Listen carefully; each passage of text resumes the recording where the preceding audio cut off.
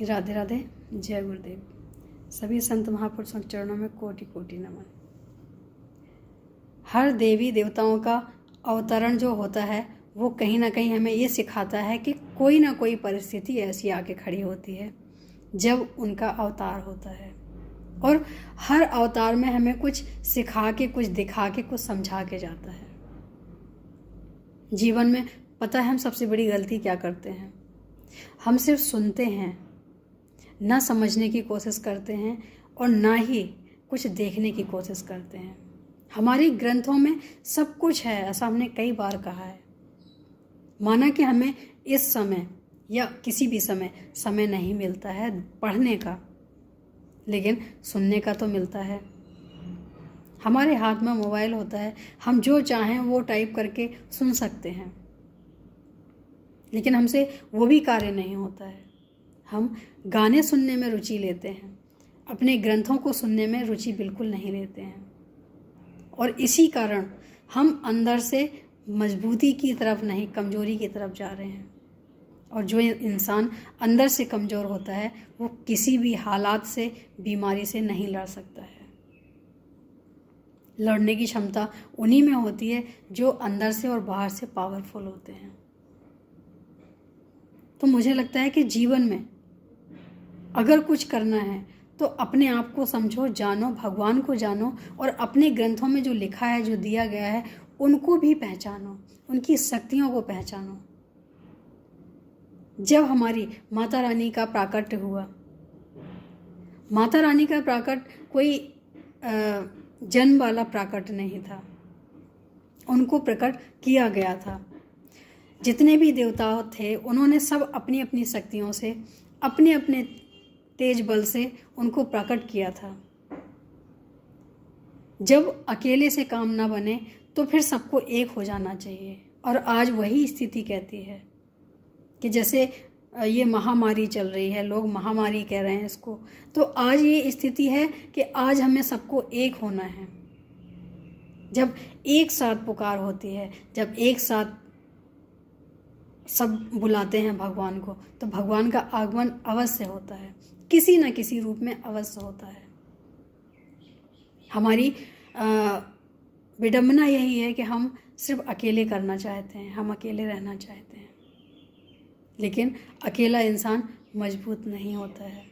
जब सब शक्तियाँ एक साथ मिल जाती हैं, माता का यही दर्शन होता है कि सारे देवताओं ने कोशिश कर ली राक्षसों को मारने की, नहीं मार पाए, लेकिन जब सबने अपना अपना अस्तित्व एक देवी में प्रकट कर दिया, तो वही देवी ने सभी का संहार किया। जितने भी राक्षस थे, जो देवताओं से भी नहीं मारे जा रहे थे, देवताओं को भी स्वर्ग से निकाल के उनका राज आ गया था।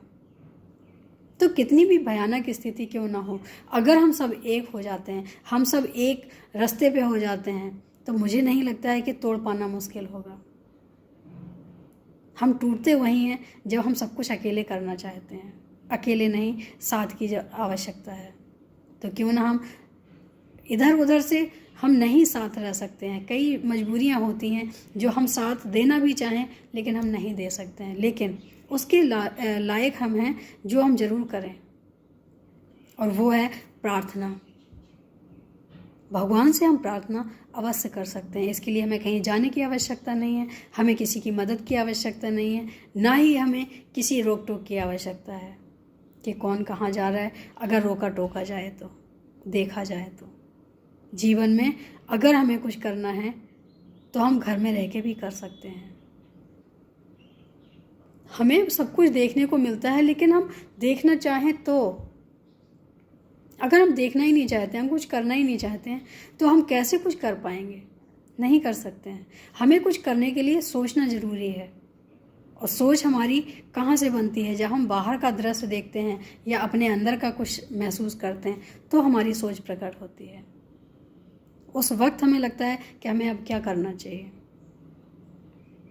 भगवान श्री राम ने आगे अपने चरित्र का जो दर्शन करवाया है, उनका नाम ही ग्रंथ का पड़ा है रामचरित्र मानस, कि मानस के लिए राम का चरित्र का होना बहुत ज़रूरी है। और आज वही देखने को नहीं मिलता है। कहीं ना कहीं इसके अधिकारी तो हम थे ही जो हमारे साथ हो रहा है, लेकिन अगर हम ऐसी स्थिति में भी एक साथ नहीं हुए तो ये हमारे साथ भी अन्याय होगा और हमारे भगवान के साथ कहीं ना कहीं हमें लगेगा कि हम किसी के काम नहीं आ पाए। कभी कभी ऐसा होता है कि जो सामने वाला गलत भी होता है तो भी झुकना पड़ता है। क्यों? क्योंकि हम धर्म से जुड़े हैं। धर्म से जुड़ा व्यक्ति सही गलत नहीं देखता है, सिर्फ परिस्थिति देखता है कि हाँ इसको ज़रूरत है तो हमें जुड़ जाना चाहिए। हमने रामायण को छोड़ दिया, हमने रामचरितमानस का कुछ भी ग्रहण नहीं किया। हमें लगता है कि जो हम कर रहे हैं वो सही है। ऐसा नहीं है। भगवान कृष्ण ने हमें प्रेम का पाठ पढ़ाया है, हमें धर्म का पाठ पढ़ाया है, लेकिन कितने कम लोग हैं जो इन रास्तों पे चलते हैं और कितने ज़्यादा लोग हैं जो इनको ठुकरा के एक अपना नया रास्ता बनाते हैं। मुझे लगता है कि जीवन में जिसने भी अच्छाई को अपनाया है वो दुखी नहीं हो सकता है। वो दुख में भी खुशी का अनुभव करता है, क्योंकि उसको पता है कि उसने गलत नहीं किया है। जब आप दुख में भी खुशी का अनुभव करें तो ये समझ लेना चाहिए कि हमारे कर्म अच्छे हैं। भगवान हमें गलत सज़ा नहीं देगा और हमें भगवान पे पूरा विश्वास होना चाहिए। भगवान का विश्वास हमें हारने नहीं देगा। ऐसा सिर्फ मेरा मानना नहीं है, उनके हर प्रेमियों का यही मानना था, यही मानना है और यही मानना रहेगा भी, क्योंकि भगवान कभी भी निर्दोष प्राणियों को कभी सज़ा नहीं देते हैं। हाँ, ये बात और है कि जो आज चल रहा है इसमें कई निर्दोष भी जा रहे हैं, कई दोषी भी जा रहे हैं, लेकिन इसके लिए हमारे जीवन में जो भी हमें समय मिलता है हमें प्रार्थना जरूर करनी चाहिए और हमें हर देवी देवताओं के कुछ ना कुछ ग्रंथों से सीखना चाहिए कि जब परेशानी आए हम सब एक हो जाएं, एक शक्ति को प्रकट करें, जो कि हमें करना चाहिए। हमारे जीवन में आने वाली हर बाधा का एक ही उपाय होता है, एकता, धर्म से जुड़ी हुई एकता। जब धर्म से जुड़ी एकता एक हो जाती है तो हर परिस्थिति को पार कर जाती है। तो हमें एक होके अपनी एकता दिखानी चाहिए, अपनी मानवता दिखानी चाहिए और जो भी हमें समय मिलता है ज़्यादा से ज़्यादा समय हमें प्रार्थनाओं में निकालना चाहिए। इससे हम उनका भला नहीं कर रहे हैं, इससे हम अपना भी भला कर रहे हैं, क्योंकि हम भगवान को याद कर पा रहे हैं।